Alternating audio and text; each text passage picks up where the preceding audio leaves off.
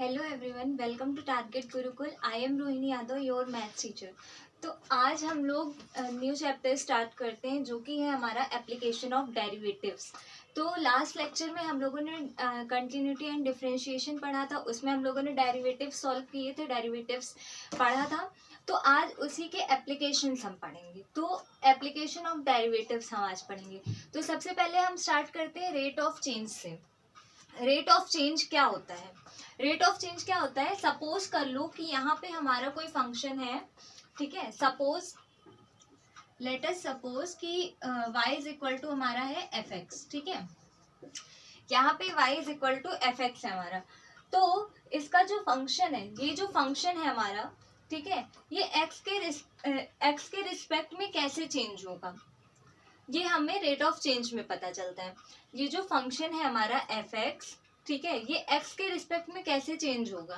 तो first derivative test का हम यूज करेंगे इसमें। तो फर्स्ट डेरिवेटिव टेस्ट का जब यूज करेंगे तो ये क्या हो जाएगा, dy बाई डी एक्स। इसको इस तरह से लिख सकते हैं, और एफ डैश एक्स इसको इस तरह से भी लिख सकते हैं, ठीक है। ये हमारा फर्स्ट डेरिवेटिव टेस्ट हो गया।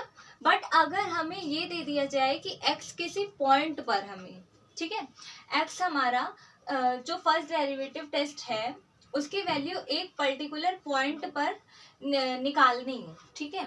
ये जो हमारा फर्स्ट डेरिवेटिव टेस्ट की वैल्यू जो आएगी, इसकी वैल्यू हमें किसी पर्टिकुलर पॉइंट पर निकालनी है। तो हम कैसे निकालेंगे? तो वो क्या हो जाएगा, वो हमारा हो जाएगा dy by D X x is equal to X not और एफ डैश एक्स नॉट, ठीक है।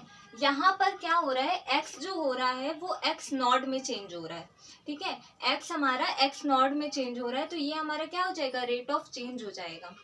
समझ में आया रेट ऑफ चेंज क्या होता है? सपोज कर लिया मैंने यहाँ पे y हमारा y is equal to F X, एक कोई फंक्शन दिया गया है, ठीक है।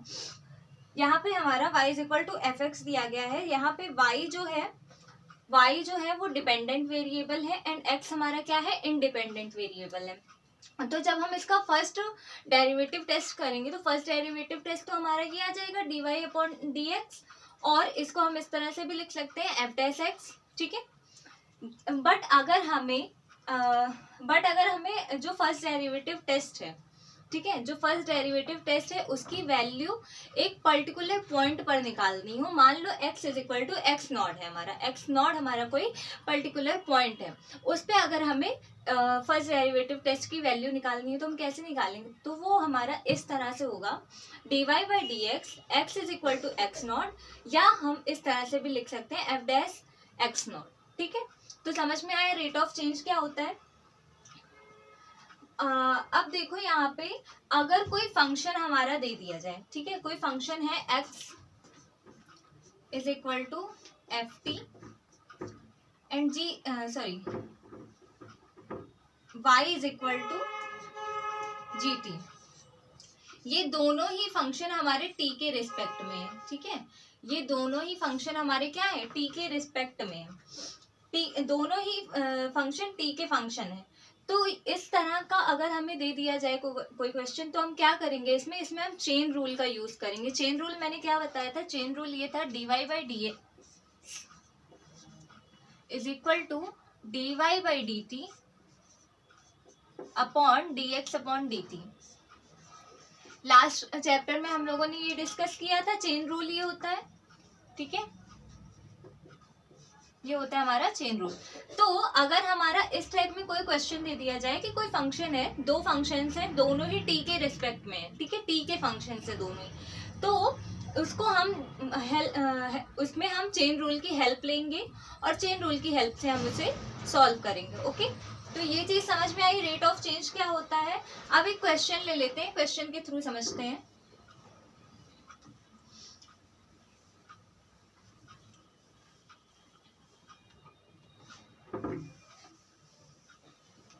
यहाँ पे मैं एक क्वेश्चन ले लेती हूँ, find the rate of change of area,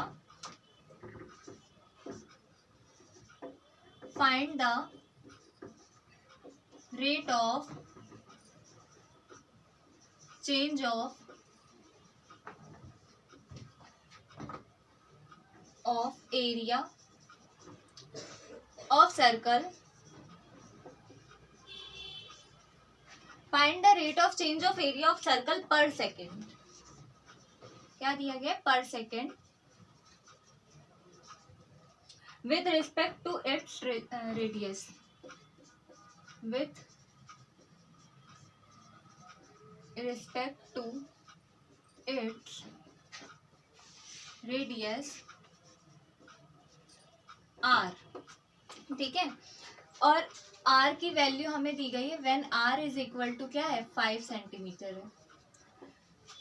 यहाँ पे दिया गया है find the rate of change of area of circle, हमें सर्कल का rate of change of area of circle पर सेकेंड निकालना है with respect to its radius. तो सर्कल हमारा इस टाइप में हो जाएगा, ठीक है। सर्कल तो नहीं बनाइए बट समझ लो, ठीक है। और ये हमारा रेडियस हो गया r। अब हमें पता है कि सर्कल का एरिया क्या होता है। सर्कल का एरिया क्या होता है, हम लोग पढ़ते आ रहे होते हैं कि a इज इक्वल टू क्या होता है? 4 pi R square, sorry pi R square, ठीक है। सर्कल का एरिया हमारा क्या होता है? पाई आर स्क्वायर होता है। अब यहाँ से अगर हमें निकालना है rate of change of area निकालना है तो D A upon D are हमें निकालना है, ठीक है, विद रिस्पेक्ट टू रेडियस। तो हमें ये चीज निकालनी है D A upon D R with, क्योंकि rate of change of area निकालना है विद रिस्पेक्ट टू रेडियस। तो हमें ये चीज फाइंड आउट करनी है। अब हमें पता है कि जो सर्कल होता है उसका एरिया हमारा क्या होता है? पाई आर स्क्वायर। तो ए इज इक्वल टू हमारा क्या है? पाई आर स्क्वायर है। अब अगर हम इसको डिफ्रेंशिएट कर दें, ठीक है, इसको मैं अगर डिफ्रेंशिएट कर दूं तो ये क्या हो जाएगा? D A upon D R with respect to R. अगर मैं डिफ्रेंशिएट कर दूं, इसको मैं differentiate with respect to R कर दूं तो ये क्या हो जाएगा? D A upon R. Pi तो हमारा कांस्टेंट है, पाई हमारा कांस्टेंट रहेगा, R square D upon D R, R square, ठीक है। अब देखो D A upon D R तो ऐसे ही रहेगा, ठीक है। पाई और आर स्क्वायर का अगर हम डिफ्रेंशिएशन करेंगे तो क्या आ जाएगा? 2r आ जाएगा, ठीक है। ये हमारा 2r आ जाएगा। तो ये हमें क्या मिल गया? D A upon D are की वैल्यू हमें क्या मिल गई? 2r पाई, 2 पाई आर, ठीक है। ये इतना क्लियर हुआ कि क्या किया है? 2 बाई आर, ये हमारा सर्कल था, इसका एरिया हमें पता ही होता है, हम लोग पढ़ते आ रहे होते हैं 8-9 से, पाई आर स्क्वायर होता है, ठीक है। इसको मैंने डिफ्रेंशिएट कर दिया विद रिस्पेक्ट टू आर। हमें निकालना क्या था? D A upon D R, क्योंकि rate of change of area of circle with respect to its radius, यानी कि विथ रिस्पेक्ट टू आर। तो ये क्या हो जाएगा? D A upon D R. इसको जब हम डिफ्रेंशिएट कर देंगे तो D A upon D R is equal to क्या आ जाएगा? 2 पाई आर। अब हमें यहाँ पे आर की वैल्यू गिवन है, आर की वैल्यू गिवन है, तो हम यहाँ पे क्या करेंगे? D A upon D are, यहाँ पे हमारी आर की वैल्यू क्या है? 5 सेंटीमीटर है, ठीक है। यहाँ पे क्या दिया गया है? आर की वैल्यू 5 सेंटीमीटर है, तो पुट कर देंगे आर की वैल्यू 5 सेंटीमीटर, ठीक है। तो ये क्या आ जाएगा? 10 पाई सेंटीमीटर। अब देखो यहाँ पे पर सेकेंड में दिया गया है rate of change of area of circle पर सेकेंड। तो यहाँ पे ये सेंटीमीटर में आया, इसके आगे पर सेकेंड लगा दो। समझ में आया? Rate of change of area of circle, rate of change of area कैसे निकालेंगे, रेट ऑफ चेंज कैसे निकालेंगे। यहाँ पे कुछ नहीं था, हमें फाइंड करना था rate of change of area of circle पर second with respect to its radius R. तो हमें सर्कल का एरिया पता ही होता है, पाई आर स्क्वायर होता है, उसको हमने डिफ्रेंशिएट कर दिया। यहाँ से D A upon D are हमने निकाल लिया 2 पाई आर। अब आर की वैल्यू गिवन है हमारी, आर की वैल्यू पुट कर देंगे, हमारा आंसर आ जाएगा। नेक्स्ट एक और एग्जांपल देखते हैं। एक बलून है, ठीक है, एक बलून है जो हमेशा स्फेरिकल रहता है, ठीक है। यहाँ पे दिया गया है कि एक हमारा बलून है, ठीक है, वो हमेशा स्फेरिकल शेप में रहता है, ठीक है, और उसका जो रेडियस है वो रेडियस हमेशा चेंज होता रहता है, ठीक है। जाहिर सी बात है, अगर इतना बड़ा बलून होगा तो उसका रेडियस अलग होगा, इतना बड़ा बलून होगा तो उसका रेडियस अलग होगा, तो वो रेडियस चेंज होता रहता है। ठीक है, तो यहाँ पे हमने क्या माना है कि एक बलून है, ठीक है, स्फेरिकल शेप में है, जिसका रेडियस हमारा चेंज होता रहता है हमेशा। ठीक है, चेंज होता रहता है। और जो रेडियस है, रेडियस के रिस्पेक्ट में जो हमारा एरिया सॉरी वॉल्यूम है, ठीक है, रेडियस के रिस्पेक्ट में जो हमारा वॉल्यूम है, वो उसकी जो रेट ऑफ चेंज है, ठीक है, रेट ऑफ चेंज है, वो हमें निकालनी है। यहाँ पे आर हमारा दिया गया है 10 सेंटीमीटर। तो समझ में आया क्वेश्चन क्या है हमारा? एक बलून है स्फेरिकल शेप में, ठीक है, स्फेरिकल शेप में एक बलून है जिसका रेडियस हमेशा चेंज होता रहता है। जाहिर सी बात है, बलून है, अगर इतना बड़ा बलून होगा तो उसका रेडियस अलग होगा, बड़ा बलून होगा उसका रेडियस अलग होगा। ठीक है, तो यहाँ पे हमारा दिया गया है बलून है, उसकी रेडियस हमेशा चेंज होती रहती है। अब जो हमारा रेडियस है, ठीक है, रेडियस के रिस्पेक्ट में वॉल्यूम के जो रेट ऑफ चेंज है, रेडियस के रिस्पेक्ट में जो वॉल्यूम की रेट ऑफ चेंज है, ठीक है, वो हमें फाइंड आउट करनी है। वो हमें क्या करनी है? फाइंड आउट करनी है, यानी कि dV/dr हमें फाइंड आउट करना है, ये हमें फाइंड आउट करना है। और r हमारा दिया गया है 10 सेंटीमीटर। अब हमें पता है कि जो स्फेयर होता है, सर्किल होता है, ठीक है, स्फेयर का वॉल्यूम क्या होता है? स्फेयर का वॉल्यूम क्या होगा हमारा? वॉल्यूम ऑफ स्फेयर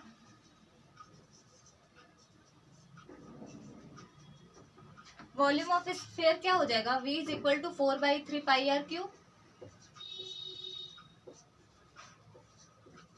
ये हमारा हो जाएगा वॉल्यूम का स्फेयर का वॉल्यूम, सॉरी। ठीक है, तो स्फेयर का वॉल्यूम हमें ये पता है कि 4/3 πr³ होता है। अब अगर मैं इसको डिफरेंशिएट कर दूं विद रिस्पेक्ट टू r, ठीक है, differentiate with respect to r, ठीक है, अगर मैं इसको डिफरेंशिएट कर दे रही हूँ विद रिस्पेक्ट टू r, तो वहां से हमें dV/dr मिल जाएगा। तो क्या हो जाएगा? dV/dr = 4/3, ठीक है, 4/3 है, तो 4/3 तो हमारा ऐसे ही रहेगा, क्योंकि ये कांस्टेंट है, पाई भी हमारा कांस्टेंट है, ये ऐसे ही रहेगा।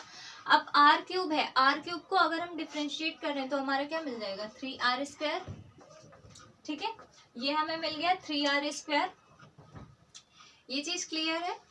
ओके, या हम इसको इस तरह से भी लिख सकते हैं, यहां से 3 हमारा कैंसिल हो जाएगा, तो dV/dr हमारा क्या आ जाएगा? 4πr²। Clear?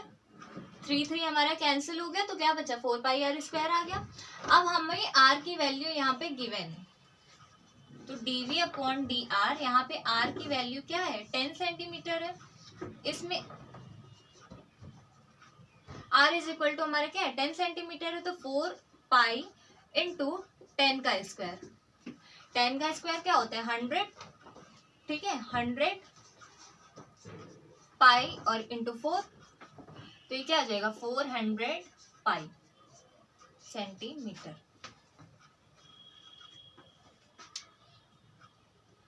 Cube, centimetre cube, sorry, ठीक है।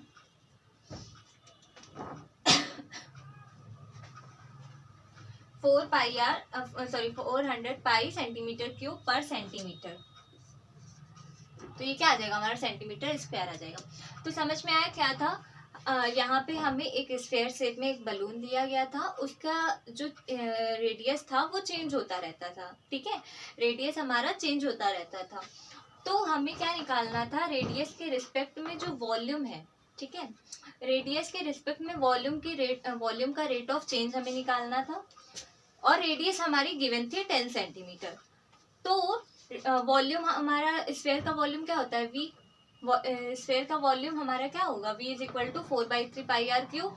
इसको मैंने डिफरेंशिएट कर दिया विद रिस्पेक्ट टू r, हमें निकालना था dV/dr। इसको जब मैंने डिफरेंशिएट कर दिया विद रिस्पेक्ट टू r, तो यहाँ से हमें 4πr² मिल गया।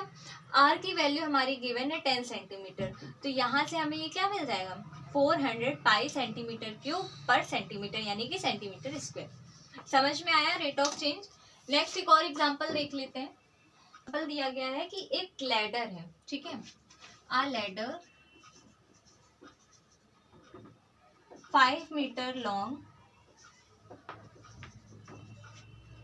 is leaning against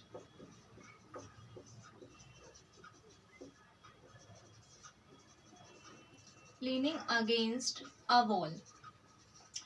एक 5 मीटर लॉन्ग हमारा एक लैडर है, सीढ़ी है, जो कि वॉल के अगेंस्ट लीनिंग है, ठीक है, लाई है। तो the bottom of the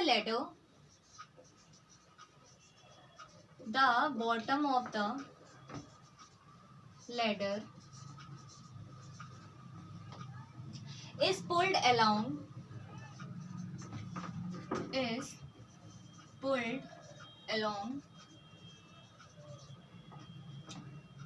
ground away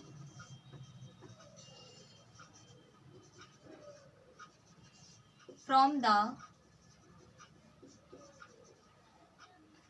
wall, okay, at the rate of change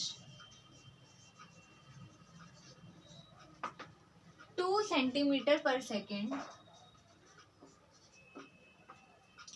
How fast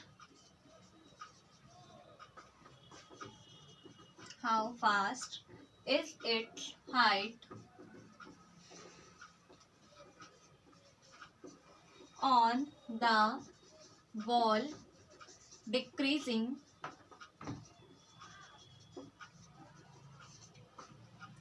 when the foot of the ladder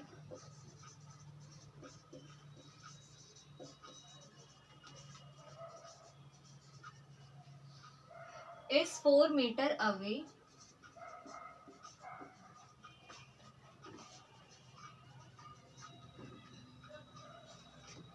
from the wall।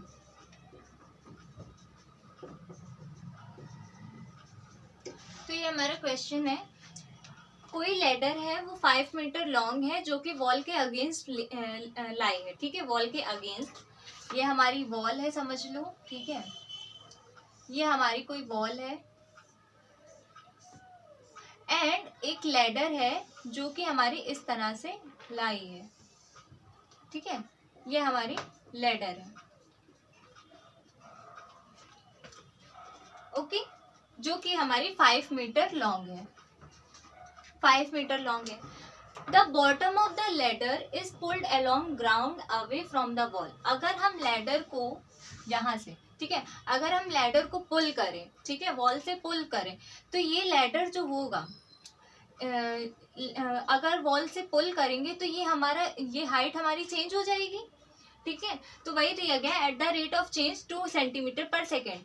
How fast is its height on the wall decreasing. इसकी height कितनी fastly decrease होगी when the foot of the ladder is 4 metre away from the wall. अगर हम ladder को 4 metre पुल करते हैं, ठीक है। तो सबसे पहले तो हम एक ये देखो, ये राइट एंगल ट्राइंगल की तरह हमारा दिख रहा है, तो एक हम राइट एंगल ट्राइंगल बना लेते हैं, ठीक है, ये हमारा एक राइट एंगल ट्राइंगल है। अब ये हमारी हाइट है, ठीक है, ये हाइट है, ये हाइट है हमारी, ये हमें निकालनी है, और एल हमारा दिया गया है 4, ठीक है, एल हमारा यहाँ पे दिया गया है 4 मीटर, ठीक है, 4 मीटर हम अगर उसको पुल कर रहे हैं, और जो लैडर की हाइट है, लैडर 5 मीटर है, ठीक है। तो ये इतना हमारा गिवन है। अब हमें निकालना क्या है, डी। अब यहाँ पे एक चीज देखो, जो D L upon D T है, ठीक है, D L upon D T जो है वो हमारा गिवन है 2 सेंटीमीटर पर सेकेंड, ठीक है, D L upon D T जो है वो हमारा गिवन है 2 centimetre per second, okay, 2 centimetre per second given है। और हमें निकालना क्या है, D H upon D T निकालना है। तो D H upon D T क्या निकालना है, यानी कि हाइट निकालनी है हमें। तो फाइंड आउट हमें क्या करना है, D H upon D T. अब हमें ये तो पता है कि क्या क्या गिवन है और क्या हमें फाइंड आउट करना है। अब देखो क्या करना है, यहाँ पे ये हमारा क्या दिया गया है, राइट एंगल ट्राइंगल दिया गया है। अब हम इसमें अगर पाइथागोरस थ्योरम लगा दें, ठीक है, पाइथागोरस थ्योरम हमें पता है क्या होती है, H square plus L square is equal to 5 का स्क्वायर, ठीक है। इतना तो समझ में आया ना, ये राइट एंगल ट्रायंगल ये हम लोग पढ़ते आ रहे होते पहले से, तो ये चीज कोई बहुत टफ नहीं है, पाइथागोरस थ्योरम बस मैंने यहाँ पे लगाई है। अब अगर मैं इसको डिफरेंशिएट कर दूं, ठीक है, इसको मैं डिफरेंशिएट कर दूं विद रिस्पेक्ट टू टी, इस पूरे को मैं डिफरेंशिएट कर दूं विद रिस्पेक्ट टू टी, तो क्या हो जाएगा, ये डी इसको मैं पूरे को डिफरेंशिएट कर रही हूँ, H square plus L square, और इधर क्या हो जाएगा, डी बाई डी टी 5 का स्क्वायर, ठीक है।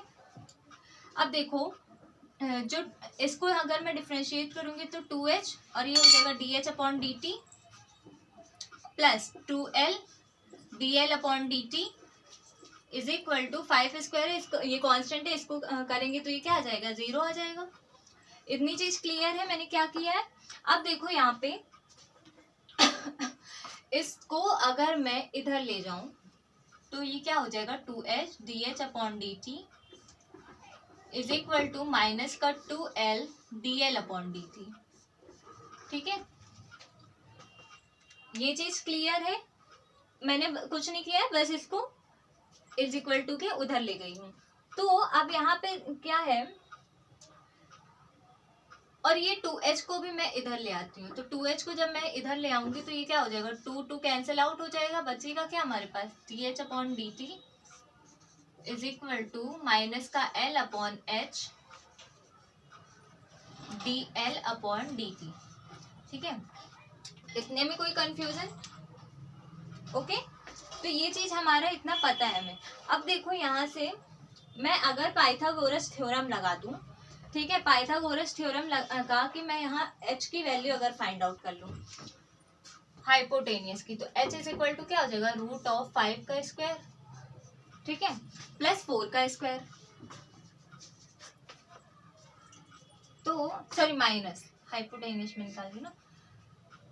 तो यहाँ से जब मैं h की वैल्यू फाइंड आउट करूंगी तो 5 का स्क्वायर 25 और माइनस 16, ठीक, ये क्या आ जाएगा, ये आ जाएगा हमारा 3, 9 आएगा, तो ये हमारा क्या आ जाएगा, 3 आ गया। अब यहाँ पे मैं पुट कर दे रही हूँ वैल्यूज सारी, यहाँ पे देख लो,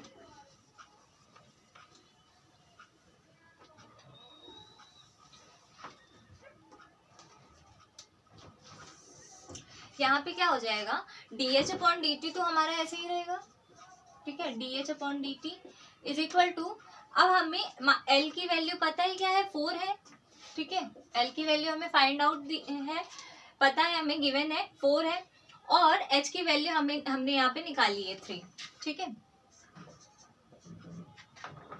और dl अपॉन dt हमारा क्या है, 2 सेंटीमीटर पर सेकेंड है।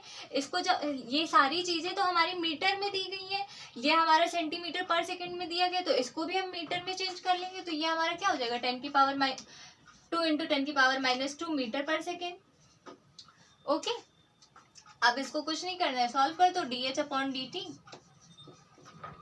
4 2 8 अपॉन 3, और ये 10 की पावर -2 है, तो ये सेंटीमीटर पर सेकेंड, ये हमारी D H upon D T की वैल्यू आ गई, यानी कि हमारा ये आ गया, ठीक है। D H upon D T हमें हाइट फाइंड आउट करनी थी, हम लोगों ने ये कर लिया, तो समझ में आया। और हाँ, एक चीज ध्यान दो, यहाँ पे ये जो नेगेटिव साइन है, नेगेटिव साइन यहाँ पे क्या रिप्रेजेंट कर रहा है, नेगेटिव साइन ये रिप्रेजेंट कर रहा है कि जो हमारी जो हाइट है, ये जो हाइट है वो डिक्रीज हो रही है, ठीक है। अगर यहाँ पे नेगेटिव साइन नहीं होता दैट मीन्स कि इंक्रीज हो रही है, बट अगर नेगेटिव साइन है तो इसके ये हमें क्या रिप्रेजेंट कर रही है, क्या डिनोट कर रहा है कि ये जो है ये हमारी डिक्रीज हो रही है हाइट। समझ में आया क्या था क्वेश्चन, एक लैडर था हमारा जो कि 5 मीटर लॉन्ग था, ठीक है, और जो बॉटम था उसको हम पुल कर रहे थे, तो जो हाइट थी हमारी वो क्या हो रही थी, चेंज हो रही थी, हाइट डिक्रीज हो रही थी, और यहाँ पे हमें रेट ऑफ चेंज दिया गया था, ठीक है, हाँ इसका रेट ऑफ चेंज हमें दिया गया था dl/dt। तो हमें ये निकालना था कि ये हमारा कितनी तेजी से ये हाइट हमारी डिक्रीज हो रही है। तो हमने कुछ नहीं किया, सबसे पहले तो यहाँ पे एक राइट एंगल ट्राइंगल हमने सपोज कर लिया, h हमें निकालना था, l और ये हमारा दिया गया था लैडर की हाइट। अब देखो यहाँ से dl/dt हमारा फाइंड आउट है, गिवन है हमारा, dh/dt हमें निकालना है। तो dl/dt हम ऐसे लिख लेंगे। अब पाइथागोरस थ्योरम हम इधर लगा देते हैं, तो h² + l² = 5²। ये चीजें मुझे बताने की जरूरत नहीं है क्योंकि पाइथागोरस थ्योरम आप लोग बहुत पहले से पढ़ते आ रहे होते हो, ठीक है। इसको मैंने डिफरेंशिएट कर दिया विद रिस्पेक्ट टू t। जब इसको मैंने डिफरेंशिएट किया तो यहाँ से मुझे एक वैल्यू मिली dh/dt = माइनस का l/s dl/dt, ठीक है। अब हमें l की वैल्यू गिवन है, h की वैल्यू हम फिर से पाइथागोरस थ्योरम लगा देते हैं, ठीक है। h की वैल्यू के लिए हमने फिर से पाइथागोरस थ्योरम लगा दी, तो h इज इक्वल टू क्या हो जाएगा, √5² - 4²। तो यहाँ से h की वैल्यू हमें क्या मिल गई, 3 मिल गई। अब dh/dt हमने सारी वैल्यूज को यहाँ पे पुट कर दिया। यहाँ पे 2 cm/s में था, इसको मैंने मीटर में चेंज कर दिया, तो 10 की पावर यहाँ पे -2 हो गया। अब dh/dt माइनस का 8/3 इंटू 10 की पावर -2 मीटर/सेकेंड आया, इसको मैंने सेंटीमीटर/सेकेंड में चेंज कर दिया। समझ में आया रेट ऑफ चेंज हम कैसे निकालते हैं, क्या होता है इसमें, ओके ना। एग्जाम्पल देख लो इसका ताकि चीजें एकदम क्लियर हो जाए, ठीक है। यहाँ पे एक और एग्जाम्पल ले लेते हैं हम। दिया गया है कि एक तालाब है, ठीक है, एक तालाब है जो कि एकदम शांत है, स्थिर है, ठीक है। एक तालाब दिया गया है, उसमें अगर मैं एक पत्थर डालूं, ठीक है, उसमें अगर मैं पत्थर एक डाल रही हूँ तो उसमें जो वेव्स हैं, ठीक है, वेव्स जो हैं वो एक स्फेरिकल यानी कि सर्कुलर में 4 cm/s के मोशन से चल रही हैं। किसमें चल रही है, 4 cm/s के मोशन से चल रही हैं, ओके। जब ये स्फेरिकल वेव्स हैं, ठीक है, ये स्फेरिकल वेव्स हैं, इनकी जो रेडियस है, ठीक है, इनका जो रेडियस है वो क्या है, 10 सेंटीमीटर है, ओके। और उसी टाइम हमें ये निकालना है कि जो उसका एरिया है वो कितनी तेजी से बढ़ रहा है। समझ में आया क्वेश्चन क्या है हमारा, एक तालाब है, उसमें अगर मैं एक पत्थर डालूं, ठीक है, तो जो उसमें से वेव्स हैं, ठीक है, जो उसमें से वेव्स निकल रही हैं वो स्फेरिकल शेप में निकल रही हैं, जो कि 4 cm/s के मोशन से 4 cm/s के मोशन से चल रही हैं, ठीक है। तो जब ये जो स्फेरिकल वेव्स हैं इनका जो रेडियस है वो हमारा गिवन है 10 सेंटीमीटर है। तो हमें क्या निकालना है, एरिया निकालना है, ठीक है, एरिया निकालना है कि ये कितनी तेजी से बढ़ रहा है, ठीक है, ये वेव्स कितनी तेजी से बढ़ रही हैं। तो हमें पता है कि स्फेयर का सबसे पहले तो सपोज कर लो कि जो वेव की रेडियस है, सपोज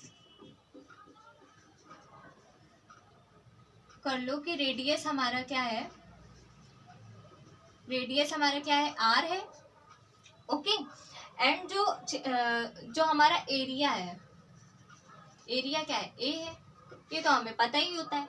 अब देखो हमें निकालना क्या, स्फेयर का एरिया निकालना है। स्फेयर का एरिया हमें पता है क्या होता है, क्या होता है स्फेयर का एरिया, πr²। अभी हम लोगों ने लास्ट एग्जाम्पल में किया था ये चीज, ठीक है। स्फेयर का एरिया हमारा क्या होता है, πr² होता है।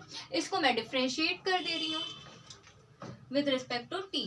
तो डिफरेंशिएट अगर मैं कर दूं विद रिस्पेक्ट टू t तो यहाँ पे क्या आ जाएगा, ये आ जाएगा 2πr dr/dt, ठीक है, ये आ जाएगा 2πr dr/dt। इतने में तो कोई कंफ्यूजन नहीं, विद रिस्पेक्ट टू t मैं अगर इसको डिफरेंशिएट कर रही हूँ तो ये हमारी ये चीज आ जाती है। अब देखो यहाँ पे dr/dt, ठीक है, dr/dt हमारा गिवन है, तो dr/dt ये है, ठीक है, ये हमारा क्या है, dr/dt है। dr/dt हमारा गिवन है, यहाँ पे वैल्यू पुट कर दो तो क्या आ जाएगा, 2πr dr/dt क्या है, 4 cm/s है, तो ये क्या आ जाएगा, 4 to 8πr, ठीक है। ये क्या आ गया 8 पाई आर। अब हमें क्या निकालना है कि रेडियस हमारा 10 सेंटीमीटर, ये तो हमारा dA/dt आ गया, ठीक है, dA/dt आ गया। अब हमें निकालना है कि अगर r हमारा 10 सेंटीमीटर है, r इज इक्वल टू क्या है 10 सेंटीमीटर, कुछ नहीं करना है, वैल्यू पुट कर दो, पाई इंटू 10, तो क्या आ जाएगा 80 पाई, सॉरी क्या हो जाएगा 80 पाई, ठीक है, सेंटीमीटर स्क्वायर पर सेकेंड। समझ में आया? जैसे पहले वाला क्वेश्चन था सेम वही क्वेश्चन है, उसी टाइप में हमने सॉल्व किया है। हमें यहाँ पे गिवन था dr/dt 4 सेंटीमीटर पर सेकेंड है, यहाँ पे r भी हमारा गिवन था। अब हमें सिर्फ क्या निकालना है, एरिया हमें पता ही होता है, स्फीयर का एरिया क्या होता है a is equal to pi R square. इसको मैंने डिफ्रेंशिएट कर दिया, dr/dt की वैल्यू हमें फाइंड है, dr/dt की वैल्यू गिवन है, तो हमने dr/dt की वैल्यू यहाँ पुट कर दी, यहाँ से हमें dA/dt की वैल्यू मिल गई। अब हमने r की वैल्यू इसमें पुट कर दिया, तो वहां से हमें ये आंसर मिल गया। आई होप आप लोगों को रेट ऑफ चेंज अच्छे से क्लियर हो गया होगा विद एग्जाम्पल। ओके, तो आप अगर इस टाइप के कोई भी एग्जाम्पल होंगे, कोई भी क्वेश्चंस होगा आपका एग्जाम में, तो आप इसको इजीली सॉल्व कर लोगे, आप लोगों को कॉन्सेप्ट अच्छे से क्लियर हो गया होगा। नेक्स्ट हम चलते हैं, नेक्स्ट हम बात करते हैं इंक्रीजिंग एंड डिक्रीजिंग फंक्शन की। नेक्स्ट हम बात करते हैं इंक्रीजिंग एंड डिक्रीजिंग फंक्शन की।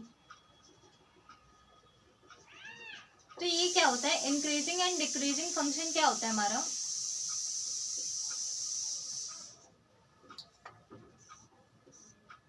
इंक्रीजिंग एंड डिक्रीजिंग फंक्शन क्या होता है। सबसे पहले तो बात करते हैं हम स्ट्रिक्टली डिक्रीजिंग की, ठीक है, strictly decreasing, sorry increasing, strictly increasing. तो सपोज कर लो मैं एक ग्राफ के थ्रू आप लोगों को बताती हूँ कि ये एक हमारा ग्राफ है, ठीक है, ये y है, ये y डैश है, ये x है, सॉरी ये x डैश है, ये x है। अब ये देखो, ये हमारा है, ये क्या है, ये इंक्रीजिंग, स्ट्रिक्टली इंक्रीजिंग है। क्यों इंक्रीजिंग है कि सपोज कर सबसे पहले तो समझो, ध्यान से समझना कि स्ट्रिक्टली इंक्रीजिंग होता क्या है। अगर कोई फंक्शन f है हमारा, ठीक है, कोई फंक्शन f है जो x का फंक्शन है, ठीक है, कोई फंक्शन f है जो हमारा x का फंक्शन है, तो जैसे जैसे x की वैल्यू हमारी इंक्रीज होगी वैसे वैसे फंक्शन भी हमारा इंक्रीज होगा, फंक्शन की वैल्यू भी बढ़ेगी, ठीक है। यहाँ पे एक चीज ध्यान रखना, स्ट्रिक्टली इंक्रीजिंग क्या होती है कि जैसे जैसे x की वैल्यू हमारी इंक्रीज होगी वैसे वैसे जो फंक्शन है उसकी वैल्यू भी हमारी इंक्रीज होगी, ये होता है हमारा स्ट्रिक्टली इंक्रीजिंग। अब नेक्स्ट हम बात करते हैं कि सिर्फ इंक्रीजिंग फंक्शन।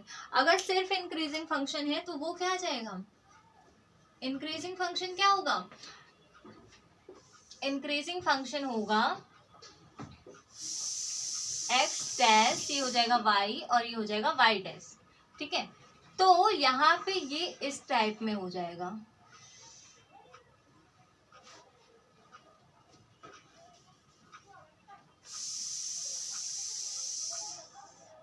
ये ऐसे हो जाएगा।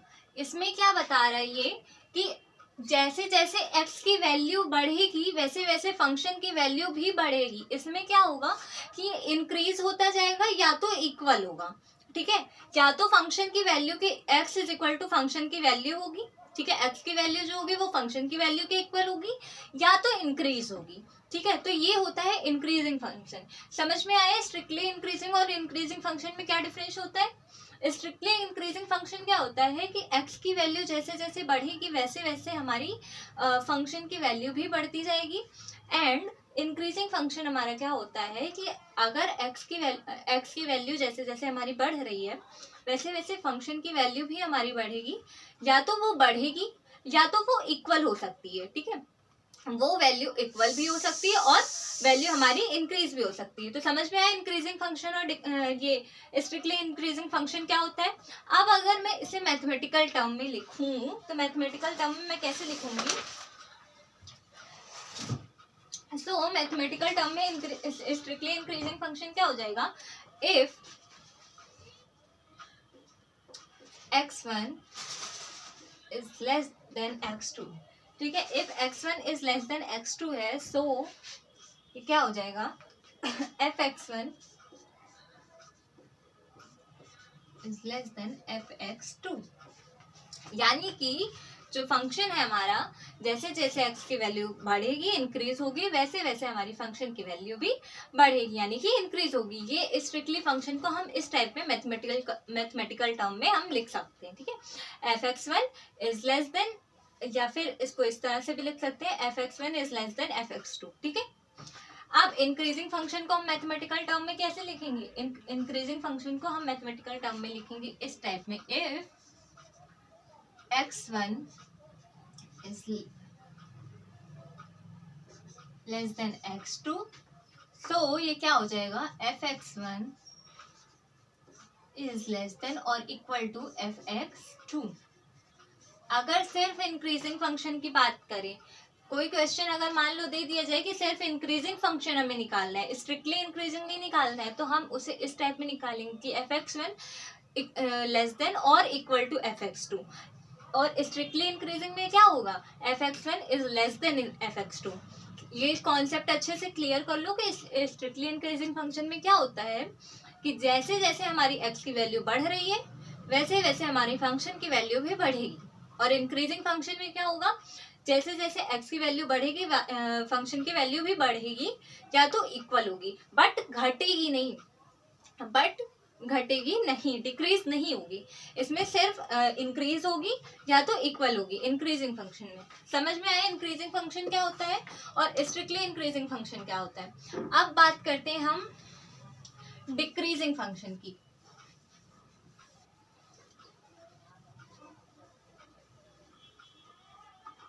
सो डिक्रीजिंग फंक्शन हमारा जस्ट इसका अपोजिट होता है, ठीक है। डिक्रीजिंग फंक्शन में क्या होगा कि सबसे पहले तो स्ट्रिक्टली डिक्रीजिंग देखो, स्ट्रिक्टली डिक्रीजिंग फंक्शन में क्या होगा कि जैसे जैसे हमारी x की वैल्यू बढ़ेगी, ठीक है, जैसे जैसे हमारी x की वैल्यू बढ़ेगी, फंक्शन की वैल्यू हमारी डिक्रीज होगी, ठीक है। ये होता है हमारा डिक्रीजिंग फंक्शन। तो डिक्रीजिंग फंक्शन क्या होता है, डिक्रीजिंग फंक्शन होता है हमारा, ये ग्राफ ले लिया मैंने, तो ये इस टाइप में होगा, ये x हो गया, ये x डैश हो गया, ये 0, ये y डैश और ये y। इसमें क्या हो गया स्ट्रिक्टली डिक्रीजिंग फंक्शन में कि जैसे जैसे हमारी x की वैल्यू बढ़ेगी, ठीक है, जैसे जैसे x की वैल्यू बढ़ेगी वैसे वैसे हमारा फंक्शन जो होगा, फंक्शन की वैल्यू होगी वो डिक्रीज होती जाएगी, ठीक है। तो समझ में आया स्ट्रिक्टली डिक्रीजिंग फंक्शन क्या होता है। अब देखो इसमें क्या होता है, इसमें कुछ नहीं होगा, बस ये चेंज हो जाएगा। अभी तक स्ट्रिक्टली इंक्रीजिंग में क्या था कि fx1 is less then fx2 था। अब स्ट्रिक्टली डिक्रीजिंग में क्या होगा, fx1 is greater then fx2 होगा, ठीक है। समझ में आया ये चीज क्या होता है, जस्ट उसी का अपोजिट है स्ट्रिक्टली डिक्रीजिंग। स्ट्रिक्टली डिक्रीजिंग में क्या बताया मैंने कि जैसे जैसे x की वैल्यू हमारी बढ़ेगी, जैसे जैसे x की वैल्यू हमारी इंक्रीज होगी, जो फंक्शन की वैल्यू है वो हमारी डिक्रीज होगी, ठीक है। तो वो हमारा क्या हो जाएगा, स्ट्रिक्टली डिक्रीजिंग फंक्शन होगा। इसको मैथमेटिकल टर्म में हम लोग इस तरह से निकालेंगे, ठीक है, सॉल्व करेंगे अगर कोई क्वेश्चन हमारा मिल जाए। अब देखो डिक्रीजिंग फंक्शन, डिक्रीजिंग फंक्शन क्या होता है, डिक्रीजिंग फंक्शन जस्ट जैसे हम लोगों ने इंक्रीजिंग फंक्शन पढ़ा था उसी का जस्ट अपोजिट है। इंक्रीजिंग फंक्शन में क्या था कि जैसे जैसे x की वैल्यू बढ़ रही थी तो फंक्शन की वैल्यू भी बढ़ रही थी, या तो वो इसके इक्वल था। इसमें क्या होगा, जैसे जैसे x की वैल्यू बढ़ेगी, ठीक है, ध्यान से सुनना, जैसे जैसे x की वैल्यू बढ़ेगी फंक्शन की वैल्यू या तो डिक्रीज होगी, या तो कम होगी, या तो घटेगी, ठीक है, या तो उसके इक्वल होगी। तो ये हमारा क्या होता है, डिक्रीजिंग फंक्शन होता है। समझो ग्राफ के थ्रू समझो,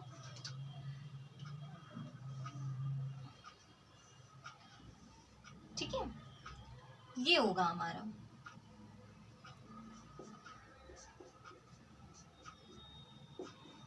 तो यहाँ पे क्या बताया मैंने, डिक्रीजिंग फंक्शन क्या होता है कि जैसे जैसे x की वैल्यू बढ़ेगी, ठीक है, जैसे जैसे x की वैल्यू बढ़ेगी फंक्शन जो होगा हमारा फंक्शन की वैल्यू या तो कम होगी, ठीक है, या तो डिक्रीज होगी, या तो उसके इक्वल होगी, ठीक है, या तो उसके इक्वल होगी। और अगर मैं इसे मैथमेटिकल टर्म में लिखूं तो ये इस तरह से हम इसे लिखें, ठीक है। समझ में आया क्या होता है increasing function, decreasing function, strictly increasing और स्ट्रिक्टली डिक्रीजिंग फंक्शन, ठीक है। अब देखो, अगर मैं इसको फर्स्ट डेरिवेटिव टेस्ट के टाइप में करूं, ठीक है, ये तो हमारा समझ में आया कि स्ट्रिक्टली इंक्रीजिंग, स्ट्रिक्टली डिक्रीजिंग और इंक्रीजिंग डिक्रीजिंग फंक्शन क्या होता है, इसको मैथमेटिकल टर्म में हम किस टाइप में लिखते हैं, ये चीज समझ में आ गई। नेक्स्ट अगर मैं बात करूं कि इसे हम इन सारी चीजों को अगर फर्स्ट डेरिवेटिव टेस्ट के टाइप में मैं लिखूं, ठीक है, तो फर्स्ट डेरिवेटिव टेस्ट के टाइप में हम कैसे करेंगे इसे, कि सपोज कर लो इफ इंक्रीजिंग होगा, ठीक है, अगर हमारा फंक्शन इंक्रीज हो रहा होगा, ठीक है, अगर फंक्शन हमारा इंक्रीजिंग होगा तो स्लोप की वैल्यू क्या हो जाएगी, वो पॉजिटिव होगी। जैसे कि इंक्रीजिंग फंक्शन था हमारा, इंक्रीजिंग फंक्शन था और स्ट्रिक्टली इंक्रीजिंग था, तो अगर फंक्शन हमारा इंक्रीजिंग होगा, ठीक है, अगर इंक्रीजिंग फंक्शन होगा तो स्लोप की वैल्यू क्या होगी, वो हमारी पॉजिटिव होगी। और अगर डिक्रीजिंग फंक्शन होगा, या तो स्ट्रिक्टली डिक्रीजिंग या डिक्रीजिंग फंक्शन है, तो स्लोप की वैल्यू क्या आएगी, वो हमारी नेगेटिव में आएगी। समझ में आई ये चीज क्या होता है, इंक्रीजिंग फंक्शन होगा तो स्लोप की वैल्यू पॉजिटिव होगी, अगर डिक्रीजिंग फंक्शन होगा तो स्लोप की वैल्यू नेगेटिव होगी। ये चीज क्लियर हुई। अब देखो एक ग्राफ के थ्रू समझो कि स्लोप क्या होता है। स्ट्रेट लाइन तो बनी नहीं है, बट हाँ समझो, समझने के लिए मैंने बताया।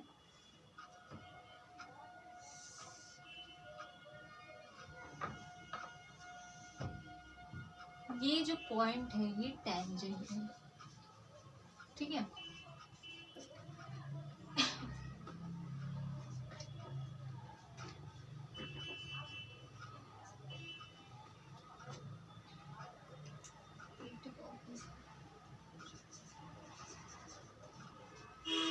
derivative is slope of the tangent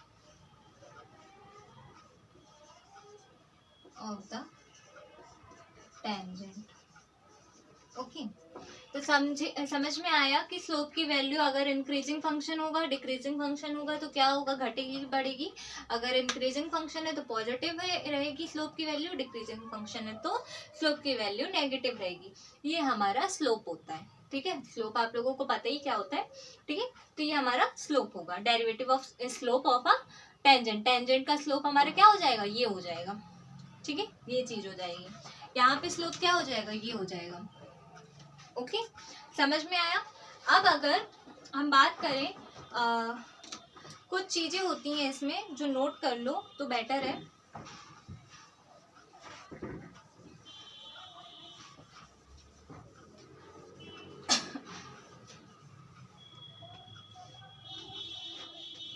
if first derivative test में क्या होता है, फर्स्ट डेरिवेटिव टेस्ट में फर्स्ट डेरिवेटिव टेस्ट इसमें क्या बताता है कि weather a given function is increasing, decreasing और कांस्टेंट, ठीक है। फर्स्ट डेरिवेटिव टेस्ट हम इसमें क्यों करते हैं, ये चीज फाइंड आउट करने में हम फर्स्ट डेरिवेटिव टेस्ट इसलिए करते हैं क्योंकि वो हमें ये बताता है कि वो फंक्शन इंक्रीजिंग फंक्शन है, डिक्रीजिंग फंक्शन है या फिर कांस्टेंट है। तो हम इसलिए ये जानने के लिए हम फर्स्ट डेरिवेटिव टेस्ट करते हैं। समझ में आया कि फर्स्ट डेरिवेटिव टेस्ट स्लोप में हम क्यों करते हैं। ओके, नेक्स्ट हम बात करते हैं कि सपोज कर लो कि हमारा कोई फंक्शन है, लेट अस सपोज कि एफ हमारा कोई फंक्शन है, ठीक है, जो कि कॉन्टिन्यूअस है, ठीक है, जो कि हमारा कॉन्टिन्यूअस फंक्शन है, ठीक है, ऑन ए बी, ठीक है। इस इंटरवल में ये हमारा कॉन्टिन्यूअस फंक्शन है। ये फंक्शन हमारा सपोज कर लिया मैंने कि एफ हमारा कॉन्टिन्यूअस फंक्शन है इस इंटरवल के लिए, ठीक है, and differentiable on the open interval. और इस इंटरवल के लिए हमारा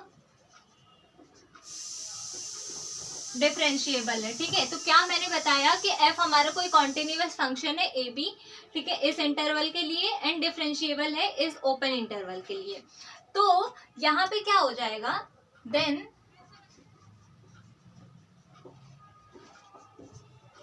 एफ जो होगा वो इंक्रीजिंग होगा, F is increasing, F is increasing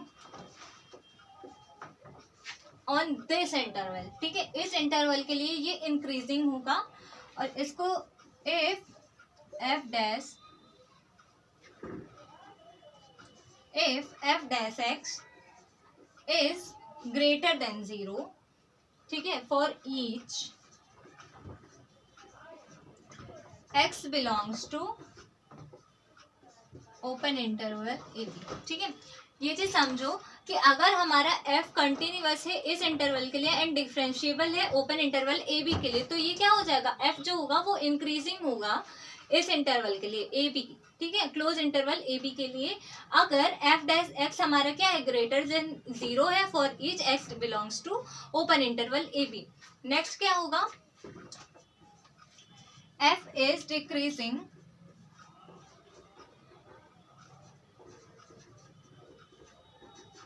f is decreasing in close interval AB if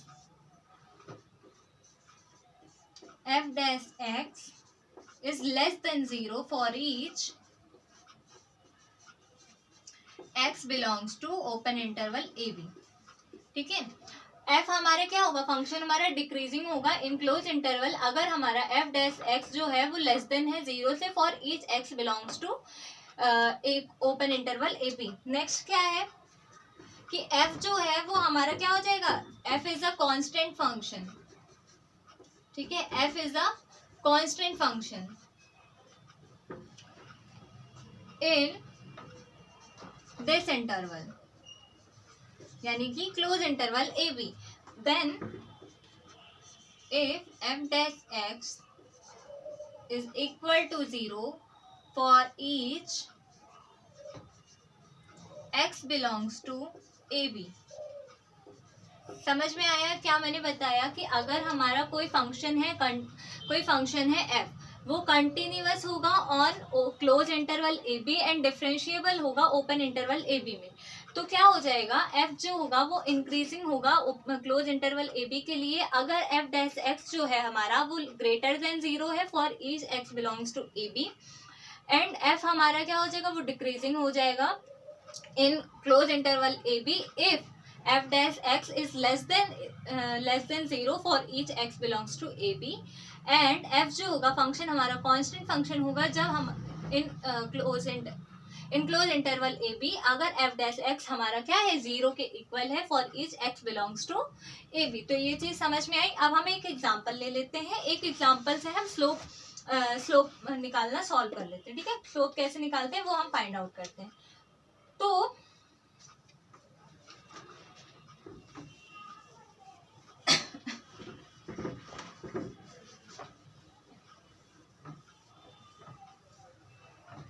यहाँ पे मैं एक क्वेश्चन ले रही हूँ, y इज इक्वल टू हमारा दिया गया है x square plus 8x plus 1, ठीक है, ये हमारा एक इक्वेशन दी गई है x square plus 8x plus 1।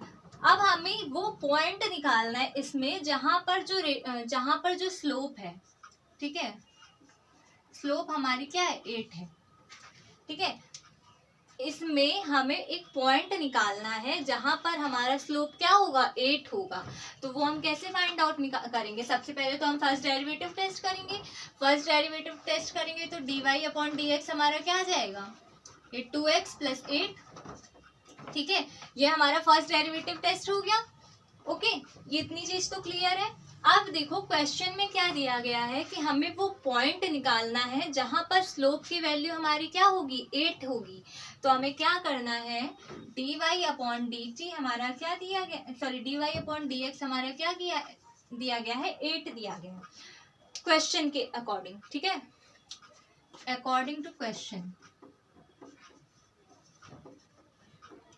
हमें क्या फाइंड आउट करना है कि वो पॉइंट हमें निकालना है जहां पर स्लोप की वैल्यू 8 होगी।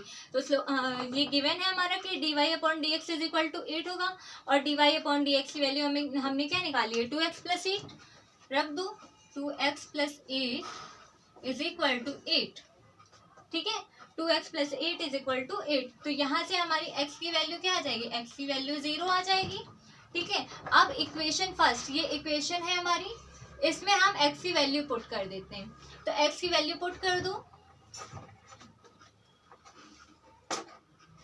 x की वैल्यू हम अगर पुट कर दें इक्वेशन फर्स्ट में, तो ये तो 0 हो जाएगा, 0 का स्क्वायर प्लस 8 इंटू 0 प्लस 1। तो y की वैल्यू हमें क्या मिल गई, 1 मिल गई। अब यहाँ से x और y की वैल्यू हमें मिल गई। ठीक है, तो ये पॉइंट होगा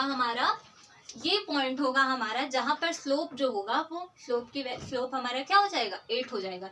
समझ में आया किस टाइप के क्वेश्चंस आएंगे? या आपको एक इक्वेशन दे दी जाएगी, ठीक है, एक इक्वेशन दे दी जाएगी, हमें ये फाइंड आउट करना होगा कि ऐसा कौन सा पॉइंट है, किस पॉइंट पे हमारा स्लोप क्या होगा, 8 होगा, स्लोप की वैल्यू क्या आएगी, 8 आएगी। तो सबसे पहले तो हम फर्स्ट डेरिवेटिव टेस्ट करेंगे, dy/dx निकालेंगे। अब हमें गिवन है कि dy/dx इज इक्वल टू क्या होगा, 8 होगा। ठीक है, according to question dy/dx is equal to 8, और dy/dx की वैल्यू हमने क्या निकाली है, 2x+8। तो इक्वल कर देंगे, यहाँ से हमें x की वैल्यू मिल जाएगी। अब जो x की वैल्यू हमें मिली, ठीक है, उसको हमने इक्वेशन फर्स्ट यानी कि इस इक्वेशन में पुट कर दिया। वहां से हमें y की वैल्यू मिल जाएगी, वहां से हमें x y 2 पॉइंट मिल गए। ठीक है, x y पॉइंट मिल गए। अब हमें ये पता है कि इस पॉइंट पर, ठीक है, इन दोनों पॉइंट पर हमारा जो स्लोप होगा वो 8 होगा। समझ में आया स्लोप क्या होता है, फर्स्ट डेरिवेटिव टेस्ट। और increasing and decreasing function, strictly increasing, strictly decreasing, और रेट ऑफ चेंज। मैंने ये इतनी चीजें आप लोगों को समझा दी है, आगे का मैं नेक्स्ट लेक्चर में बताऊंगी।